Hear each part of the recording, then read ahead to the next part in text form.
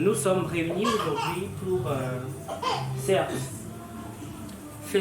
fêter la femme, mais également introduire la femme dans une thématique assez importante, une thématique qui a pris du moins une nouvelle envergure cette année, qui est celle de la digitalisation. Donc bonsoir tout le monde, bienvenue à ce talk. On a voulu faire sur ce format-ci un talk privé sur la digitalisation, l'entrepreneuriat, la persévérance, essayer de partager un peu ce qu'on fait, vous montrer effectivement, comme on a dit, comment le digital peut nous aider et qu'est-ce qu'on gagnerait à prendre les outils digitaux par la main. Donc ça c'est mon bureau, comme vous savez. Le Ladies Club est heureux de vous accueillir et on vous souhaite la bienvenue. Ladies Club, c'est de promouvoir le leadership féminin camerounais. C'est là, en fait, ce qui a inspiré la fondatrice, promouvoir le leadership féminin camerounais sur toutes ses formes. Alors, le Ladies Club, s'entendant comme la reconnaître les autres à adhérer volontairement à une cause au moyen de l'influence, le Ladies Club for Leadership, en abrégé LC for L, est une association apolitique à but non lucratif dont le siège social est Yaoundé et les valeurs c'est le leadership, la solidarité active, le travail et la dignité. Le Ladies Club a comme objectif de promouvoir le leadership féminin africain, de renforcer les capacités de ses membres, de divulguer de bonnes pratiques en matière de leadership, de vulgariser les astuces du leadership féminin, de féminiser le leadership africain et de participer à l'appui et le soutien de ses membres dans la réalisation de leurs projets. Dans les charges de la maison et aussi pour avoir le respect de nos époux, parce qu'il faut parfois ça pour éviter le rabaissement, un rabais total. Elle s'appelle Boni Montessori, elle est journaliste et rédacteur en chef du magazine Made in Cameroun. Et son travail principalement consiste à promouvoir les initiatives des femmes, à promouvoir les femmes, à les rendre beaucoup plus visibles au travers des plateformes Made in Cameroun. Et elle est une jeune journaliste de 23 ans. Alors,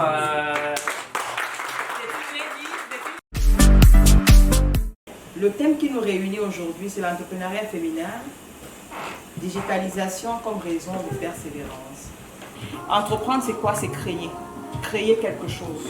Chacune de vous ici a créé quelque chose, a créé sa start-up, a créé son entreprise, a sorti de ses tripes quelque chose à laquelle elle a donné vie. C'est ça l'entrepreneuriat. Quel est l'intérêt donc de la digitalisation dans l'entrepreneuriat féminin? Nous avons déjà compris tout là, ce que c'est qu'entreprendre. Nous sommes toutes des entrepreneurs d'une façon ou d'une autre. Alors, nous devons donc comprendre quel est l'intérêt de digitaliser nos actions et comment est-ce que cette digitalisation nous aide dans la persévérance. Et le numérique, en lui étant un espace qui rend le monde, qui nous rapproche du monde. La mondialisation aujourd'hui est portée par le numérique. Le numérique est une plateforme créée à travers laquelle vous pouvez être aux États-Unis sans vous déplacer de votre salon. Vous pouvez être dans mon village sans vous déplacer de votre salon. Vous pouvez être, je vais prendre un pays d'Afrique, au Bénin, au Togo, sans vous déplacer. Alors, l'avantage du numérique et du digital, c'est que vous pouvez facilement accéder à tous les coins du monde sans avoir besoin de payer un billet d'avion. Donc le numérique a cet avantage que vous pouvez diriger votre entreprise, même étant au bureau. C'est-à-dire qu'à partir de votre téléphone, de votre tablette et toutes les portes que nous offre le numérique, vous pouvez contrôler vos entreprises, vous pouvez les suivre, vous pouvez vendre les produits. Parce que la mondialisation nous offre un grand marché aujourd'hui. C'est sur la persévérance parce que Florence a tout dit. Et je vais le faire par un poème de Mahmoud Mameri qui vous dit n'abandonne jamais. Ce poème, je l'ai au bureau. Quand j'ouvre la porte de mon bureau, il est là. Je l'ai dans ma chambre. Quand j'ouvre la porte de ma chambre, il est là. Alors il dit, quand les choses vont vraiment mal, comme elles savent si bien le faire quelquefois, quand la route sur laquelle tu chemines péniblement semble s'achever au sommet d'une colline, quand les fonds sont bas et que les dettes culminent, tu voudrais sourire et tu dois pousser des soupirs. Quand le souci te pousse dans la déprime, repose-toi si tu veux, mais n'abandonne pas. La vie est si étrange avec ses revers et ses détours, comme chacun de nous a pu l'apprendre un jour. Et beaucoup qui ont été abattus par un échec auraient pu réussir s'ils avaient persévéré. N'abandonne pas, même si tout te semble aller lentement, car un autre souffle peut apporter la réussite.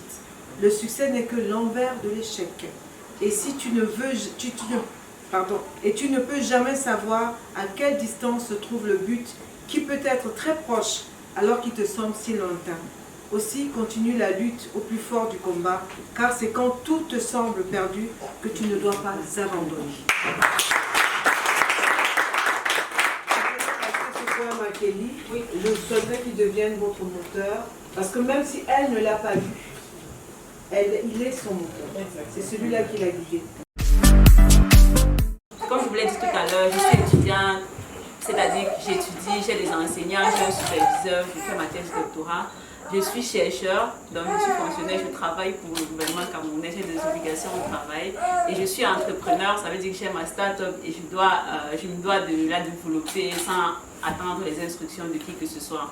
Et tout le temps, on me dit, mais comment est-ce que tu fais pour faire tes études, pour travailler pour quelqu'un et pour embaucher les gens qui doivent travailler pour toi? C'est vraiment difficile, mais je pense que l'une des solutions, en fait, c'est le digital, parce que si je dois être présente à l'école, au travail et dans mon business, même si je mets de 48 heures, c'est impossible, en fait, quoi. Donc, le digital m'a beaucoup aidé, surtout dans mon business et également à l'école, parce que mon business, lui, il est pratiquement en ligne. C'est vrai que les formations, il y a des formations en présentiel avec des enfants, mais la plupart du temps, je fais des formations en ligne. Et les formations physiques, en fait, c'est des collaborateurs qui le font. Mais le gros, la promotion, c'est sur le site web, c'est sur les pages LinkedIn, qui est mon réseau social préféré, c'est sur Facebook et tout. On me consulte, j'utilise le digital genre à 100% vraiment. Ce qui m'a rendu amoureuse des réseaux sociaux, c'est j'étais l'année passée à la Silicon Valley, qui est la ville même en fait des startups, la ville 4.0 en fait. C'est-à-dire à San Francisco, en Amérique, j'ai eu l'opportunité de visiter Facebook, Twitter, Amazon, bref, toutes ces grandes entreprises. C'est situé dans un village qui est appelé Silicon Valley. Et c'est où on comprend en fait le fondement en fait du digital, parce que tout se passe dans le numérique. Tu as ton téléphone, ou du moins ton ordinateur, et tu as Internet, c'est tout. Tu n'as pas besoin, il y a tellement d'entreprises qui se font comme ça, il y a des gens qui se font tellement d'argent avec leur téléphone et Internet, qui n'ont pas besoin forcément d'avoir les locaux. Et ça fait que quoi? Par exemple, le e-commerce qui se développe aujourd'hui partout, tout le monde vend en ligne, on n'a pas besoin de se déplacer pour faire du commerce. Comme elle parlait tout à l'heure, elle vend en ligne. Tout le temps, je vois ses statuts et puis ça te parle, ça commande en fait notre cerveau. Genre, même si tu n'as pas un besoin et tu vois son statut, tu te dis, ah, je crois que j'ai besoin de ça pour mon petit frère, je crois que j'ai besoin de ça pour mon fils. Et c'est quelque chose en fait qui permet en fait de gagner, que ce soit en termes financiers, que ce soit en termes de temps et tout, puisque tu n'as pas besoin d'avoir les locaux, tu ne payes pas pour avoir un espace comme ça, et pourtant tu vends, tu ne payes pas les taxes, et pourtant tu vends en fait. Made in Cameroun Magazine est spécialisé dans la production des contenus à caractère valorisant pour les entrepreneurs camerounais et surtout le savoir-faire, le potentiel. Donc, en tant que femme entrepreneur, ce sera un honneur pour moi de travailler avec vous, de vous aider à accroître votre visibilité en ligne. Parce que nous sommes spécialement focus sur le digital. Pourquoi nous avons choisi le digital? Tout simplement parce que, comme la dame a dit, c'est un train qui a démarré et nous avons intérêt à sauter dans ce train. Ou alors, qu'on va dire en contexte camerounais, c'est un car qui part. Le car est déjà en train de partir et nous avons intérêt à sauter dans ce car qui part. Sinon, il va nous laisser. C'est-à-dire que si tu as une compétence, ça veut dire que tu as un service à proposer. Et maintenant, tout ce que tu dois pouvoir faire, c'est voir est-ce que où la demande de ce service est grandissant et à combien est-ce que tu peux facturer ce service. C'est tout bête. C'est-à-dire qu'on n'a pas forcément besoin d'avoir une panoplie de papier derrière l'armoire pour pouvoir gagner honnêtement sa vie. Je pense que sur tout point de vue, on peut le faire. Il faut juste maîtriser, savoir ce que c'est que ce service, savoir ce que c'est que les compétences qu'on a et pouvoir identifier où est-ce que le besoin est pour pouvoir aller l'adresser. Tu dois savoir que tu as une vie. Avoir un cancer ne veut pas dire que c'est la fin du monde. Non. Tu peux vivre même après 40 ans. Moi-même, c'est un palu qui vient te tuer. Donc, savoir s'aimer soi-même d'abord. Parce que si tu t'aimes toi-même, ça veut dire que tu vas prendre ton temps, ton remède à temps, tu vas aller à tes rendez-vous à temps, tu vas faire bref, au niveau, tu poses tous les examens parce qu'on sait que c'est coûteux. Tu vas faire tes contrôles à temps, tu vas à temps. Donc, pour que tu arrives là, il faut que tu aimes ta vie. Donc j'exhorte vraiment mes soeurs, prenons soin de nos santé, cherchons l'argent, prenons soin de nos santé et vivons pleinement. La deuxième partie de mon mot de fin va être axée sur que sera le Ladies Club désormais. On va entrer dans on va agrandir le Ladies Club, c'est déjà un peu court. Maintenant ce qu'on va faire c'est, on va un peu aller marcher plus dans notre vision. C'était 3 étapes à la base. On a créé le Ladies Club en 2017, on faisait les conférences grand public. Comme j'expliquais à Marie-Florence, c'était l'époque où on était beaucoup plus ensemble. On faisait des conférences de 200 personnes. Ça a touché, elle était là, il y a beaucoup de personnes que ça a touché. Mais la limite avec ce modèle, c'est que ça ne retient pas. Mais l'avantage, c'est que ça te fait connaître. Donc tout le monde connaît le Ladies Club. En 2019, avec les Odile, puisqu'à la première réunion, Odile était dans mon salon. Première réunion. On a discuté de ce modèle, on a dit, ok, on va travailler à mieux se connaître. Donc on se voit tous les mois, il y a un modèle où on se voit tous les mois, on tontine, on connaît qu'il y a telle difficulté, qui est un peu comme ça, tel là, quand tu dois l'agir, il est flou. Bon, c'est ça qui nous a permis à ce jour, mine de rien, d'être à près de 33 projets financés. On a financé aujourd'hui 33 projets de divers montants, de 80 000 à, je crois, le dernier c'était 2 millions, qui par la grâce de Dieu se sont bien passés avec un peu d'anicroche et autres. Donc, on a eu des projets de 3 millions, oui, effectivement on a eu des projets de 3 millions qui sont bien passés. Et maintenant je pense qu'il faut qu'on donne un peu plus de nous au monde. C'est pour ça qu'aujourd'hui les ladies on va continuer, on est dans notre modèle, on va continuer à avoir une équipe qui est le noyau. Mais on va ouvrir le ladies au profil de femmes qui veut adhérer mais qui n'a pas le temps. C'est pour ça qu'on va créer le profil de membre aspirant comme on a dit. Elle s'inscrit à 10 000 annuellement, elle fait l'épargne obligatoire de 5 000 qu'on connaît toutes et elle peut faire le 2 000 de projets. Les seules, elle n'a aucune contrainte sociale, elle n'est pas obligée de venir, à des événements sociaux. Mais lorsqu'on fait les talks comme ceux-ci, elle est concernée. Tous les événements à caractère ouvert, la membre aspirante est concernée. Elle participe au projet. Je vais lister l'ensemble des projets qu'on compte ouvrir et les membres devront s'inscrire. Donc elle participe, elle est dans les groupes du projet et elle travaille. Elle peut avoir de hauts crédits si elle est parrainée par un membre existant et tout ce qui va avec. Et elle aura accès à une newsletter. Donc on va mettre sur pied une newsletter qui sera un mot qu'on enverra à la ladies toutes les 3 semaines. On dira cette semaine on va parler de la confiance en soi, dans 3 semaines on va parler de ceci. Donc on va établir les thèmes avec l'équipe de communication. On va parler avec les ladies toutes les semaines, on demande 1 ou 2 petits exercices. On va essayer d'animer notre communauté pour marcher vers notre vision. Depuis toujours on travaille sur les projets, mais je crois que maintenant on a trouvé le bon bout. Maintenant en dernier lieu on va ouvrir 7 projets. La première contrainte, pourquoi on ouvre les projets, vous vous rappelez à la retraite de l'année dernière, on a fait les projets. Et les projets étaient plutôt un bon succès. Dédicace encore à Mme Mandela, qui était membre d'un des projets, d'un membre de Plié, le projet de Poulailler. Vous vous rappelez, ceux qui étaient dans son groupe peuvent le témoigner. Elle le faisait chez elle. Et ça a plutôt bien marché parce qu'après on a remboursé le crédit, ça s'est bien passé. Et le projet de HIT qu'elle a finalement dû faire seule. Et on se dit, ok, on va ouvrir à tout le monde. Donc on va lancer 7 projets. Le premier projet va être la pisciculture. Les membres de Ladies Cup doivent être dans les projets. C'est-à-dire c'est quasi une obligation. Pour celles qui font ou qui ne font pas, vous n'êtes pas obligé d'être principal, mais vous devez être dans les équipes projets parce que c'est votre projet. Le deuxième projet va être la fabrication d'une ligne de vêtements. Aujourd'hui, il y a beaucoup la tendance de Made in Africa, on aime s'habiller aujourd'hui comme ça. Donc il faut qu'on trouve un moyen de faire des vêtements africains, Afritude, labellisés par notre nom. On trouve le groupe, se met ensemble, on lance une ligne de vêtements. Ça c'est le deuxième projet. Le troisième projet, on va fabriquer les savons. Savons décapants et non décapants pour ceux qui voudront. Et le groupe là, il s'agit de produire une gamme de savons qui va être placée dans les différents supermarchés. Et j'insiste, chaque lady doit se retrouver dans un groupe. Vraiment, c'est ça ou vraiment ça. Si vous voulez vraiment, il faut qu'on se retrouve dans les groupes, il faut qu'on y travaille activement.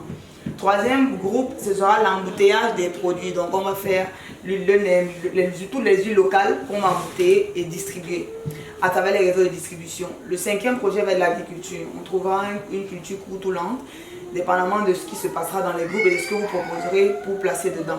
Cinquième projet, élevage. On a déjà un bon groupe qui a bien fonctionné l'élevage. Il y a Madame Ebogo qui fait bien aussi ça. Donc on verra si en sa mémoire on peut faire prospérer ce projet et demain en faire parler comme un grand projet pour vos expériences et tout ce qu'il fera. Il faudra que le groupe se constitue. Et le dernier projet sera la vente de bijoux. Il faudrait qu'on trouve des femmes qui puissent acheter à Douala ou au marché Congo et vendre simplement sur les réseaux sociaux. C'est les 7 projets qu'on a pris pour le moment. Et les ladies doivent s'y retrouver. On peut ouvrir de nouveaux projets, mais on n'a pas les ressources aussi pour. Donc il faudrait qu'on essaie de caler dedans. Les groupes de projets seront en moyenne de 5 personnes, avec peut-être des accompagnateurs externes. Donc 5 personnes, c'est-à-dire au moins 2 ou 3 ladies et 2 des nouvelles qu'on va recruter. Mais il faudrait être discipliné dans les groupes. Et en fin d'année, on va faire un grand événement en fin d'année sur. On va faire compétir les projets. On va primer les meilleurs projets selon les critères de remboursement du bon remboursement du crédit, puisque ce seront des crédits qu'on va mettre en place.